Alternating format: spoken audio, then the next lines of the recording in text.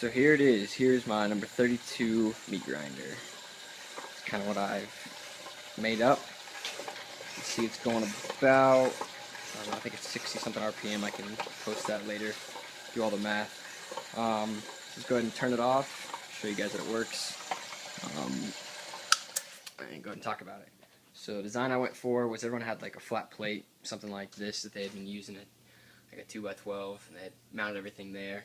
When that works, it's kind of not what I wanted, kind of in the way. It takes a lot of table space. I don't have a big table. So what I did is I made like a tree stand kind of thing. Set up on the tree so it's on top. It's kind of out of the way. It can be set next to a table, and so you have all your table space left. So what I've got is I have this base that I had laying around. It's from angle iron. Bolted a flat plate to it. I found this 1-inch tubing that I used. Cut a big section. I think it's 8 inches tall. Then I welded a nut onto the outside, cut a hole, put this thread here so I can tighten this piece. This piece all comes out, so it's kind of like a modular design. So the whole piece, this tree piece, can be taken off, set to the side. This base can be taken off and set to the side as well, so it all packs up nice and neat. So what I did is I had this other C-channel that I found fit perfectly inside of that tubing.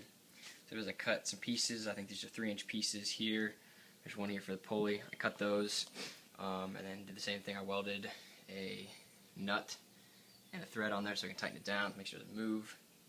And so what I can do here is that is my way of tensioning my pulleys, tensioning my belts. So I can have the motor sit on here, and if it's not tight enough, I can loosen that screw and push it down further, so it gets the proper tension on those belts. So first off, I got the motor. It's a General Electric. It's 1725. I don't know if you guys can see that. RPM. It's a 6/1/6 horsepower. It's from General Electric. That's what I had laying around. So it's running over here. It's running off of, I believe, a 1-inch pulley. Go up to the V-belt and to a pulley tree. I got this off an old lathe. You can buy them online. I believe it's running the 4-inch pulley. The 4-inch pulley is connected to the 1-inch pulley again, which is running to the 12-inch pulley here off of the Kitchener 32 that I got. Well, I have the same thing here. I have a 1-inch piece of tubing. I welded a shaft on there, made sure it's really, really square.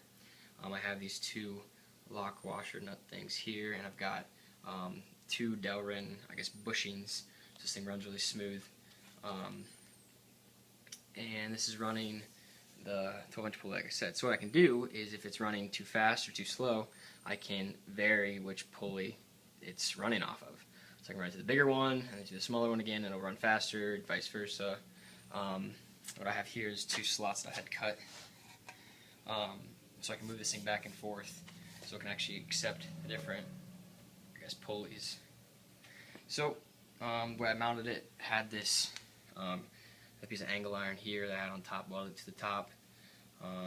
Make sure it all sits flush. Everything is pretty much in line if you look at it, so everything should be running well. One thing I need to do still is cut this here. I have a line drawn. Cut that so that it's flush with this front, so that I can put the bowl, like I said, underneath the table. It'll sit flush and won't hit any of that stuff. So the thing left I need to do, just had it out before deer season, make sure everything else works well. Looks fine. I'll run it again for you guys. So far I'm pleased with it. Running pretty good RPM from what I did last year. Not too much wobble. Not too much playing it. Should be well.